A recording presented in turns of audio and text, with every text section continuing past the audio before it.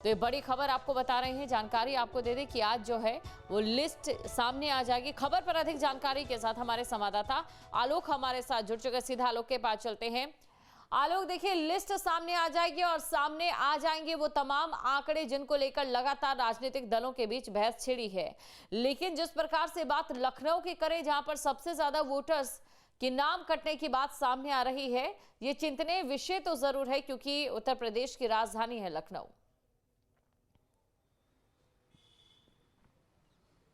बिल्कुल, देखिए आज महत्वपूर्ण दिवस है। एसआईआर को लेकर के जो आज आंकड़े जारी करेंगे वो 3 बजे प्रेस कॉन्फ्रेंस होगी मुख्य निर्वाचन अधिकारी की, और उसके बाद पूरे आंकड़ों को जारी किया जाएगा।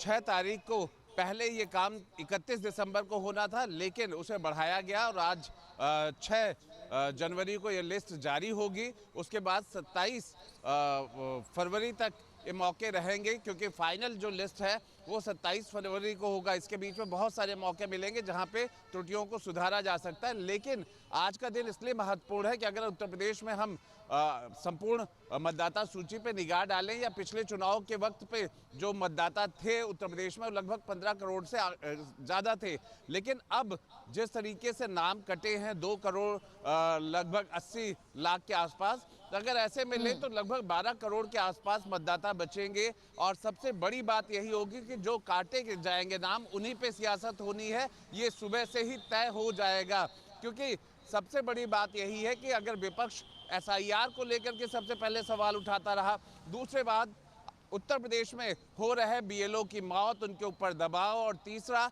नाम काटे जाने की घटनाएं, इनको लेकर के वो समय समय पे मुद्दा बनाता रहा है। आज जो भी आंकड़े जारी होंगे बिल्कुल सही सटीक हो, इसके बावजूद भी सियासत होनी तय है। उसमें 2-3 बातों पर ध्यान देना होगा। जैसा कि एसआईआर में कहा भी गया है कि डुप्लीकेसी इससे पकड़ी जाएगी। एक मतदाता जो लखनऊ में भी है और अपने किसी अन्य जिले के गांव में भी है, दोनों में से कहीं वो एक ही जगह पर रहेगा तो वो प्राकृतिक रूप से एक जगह पर कम हो जाएगा। जैसे राजधानी लखनऊ की बात आप बता रही थी, तो जो शहरी क्षेत्र से गांव में गए हैं तो कहीं ना कहीं असर होगा, लेकिन ये आंकड़ा ऐसा होगा जिसमें सियासत हो सकती है।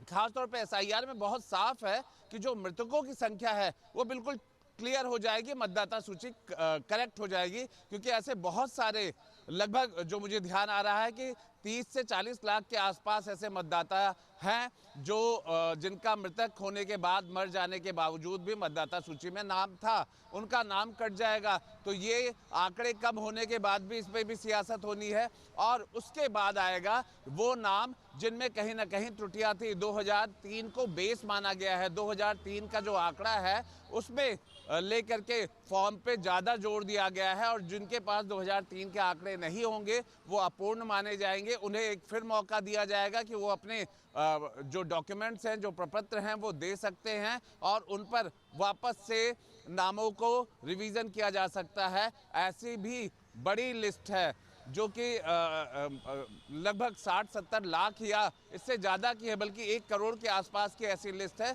जहां पर नामों में त्रुटियां पाई गई हैं। ये वो आंकड़े हैं जो हम लोग को जानकारी में मिला है। कोई ऑफिशियल आंकड़े मैं अभी आपको नहीं बता रहा हूं, लेकिन लगभग इस तरह के आंकड़े आने की उम्मीद है। और यही कुछ मुद्दे होंगे कि जहां पर डुप्लीकेसी को वो लेकर के सियासत हो सकती है। मृतकों के नाम तो काटे जा रहे हैं लेकिन आंकड़े कम होंगे, इस पे भी सियासत हो सकती है।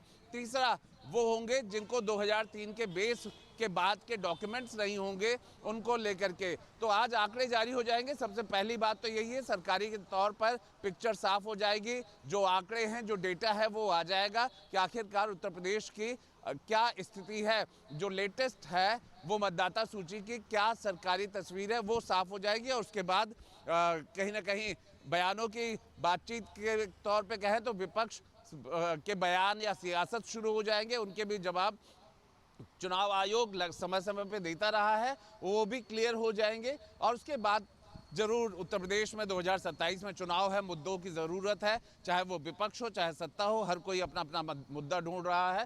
तो उस पर भी सियासत की उम्मीद हम लोग लगा रहे हैं, क्योंकि लगातार एसआईआर को लेकर के अगर विपक्ष ने कुछ छोड़ा है तो वो सिर्फ सियासत और सियासत ही करती रही है। एसआईआर की प्रक्रिया पे सियासत की है, बीएलओ की मौत उनके दबाव पे की है, आंकड़ों को लेकर के, कागजों को लेकर के। तो एक बार फिर आज से हम सियासत को देख सकते हैं। SIR के जो सटीक आंकड़े निकल करके आएंगे या जो सरकारी आंकड़े निकल करके आएंगे उन पर। जी बिल्कुल, देखिए विपक्षी, क्योंकि आपने बात की है कि जो बयानों की बौछारें हैं वो शुरू होने वाली है और पहले से ही देखा भी गया है।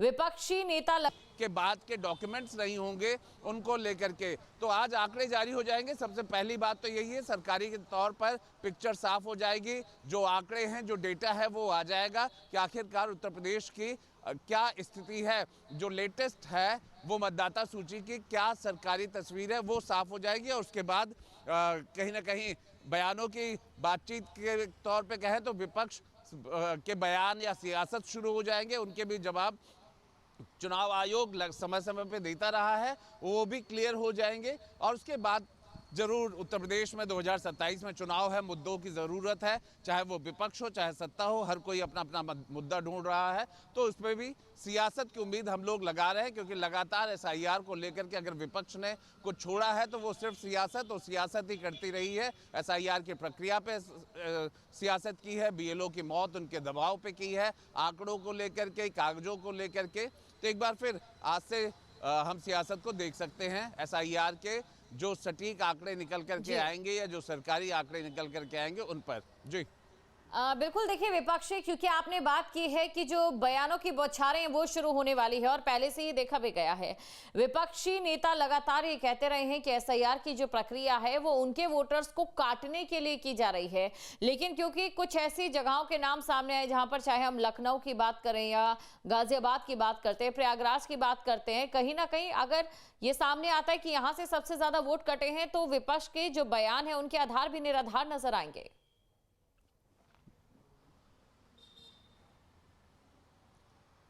देखिए, सरकारी प्रक्रियाओं पर कभी भी किसी पार्टी का या किसी भी सरकार का जोर जबरदस्ती नहीं होता है। खासतौर पे अगर हम भारत निर्वाचन आयोग की बात करें, वो अपने आप में स्वायत्त है और ये यकीन करना पड़ेगा, ये संवैधानिक रूप से इसे मानना पड़ेगा। बिहार में बहुत विरोध हुआ, लेकिन SIR के जो शुद्धता है उसके बाद मतदाता सूची आई, जो करेक्ट हुआ वो मतदाता सूची आई, उस पर चुनाव हुआ। ये पाया गया कि ये इफेक्टिव है, ये ज़रूरी है, समय पर ज़रूरी है, क्योंकि लगातार मतदाता सूचियों को सही करना, उनको त्रुटियों को खत्म करना ज़रूरी है। और यही वजह है कि फिर निर्वाचन आयोग ने कई राज्यों के साथ फिर SIR की प्रक्रिया शुरू की, जिसमें उत्तर प्रदेश भी था और उत्तर प्रदेश को लेकर के लेकिन सियासत लगातार तेज होती रही। विपक्ष का ये डर, ये आशंका या फिर कहीं ना कहीं जनता में अपने को महत्वपूर्ण बनाए रखने की बात कि उनके जो मतदाता है उनके मतदाताओं के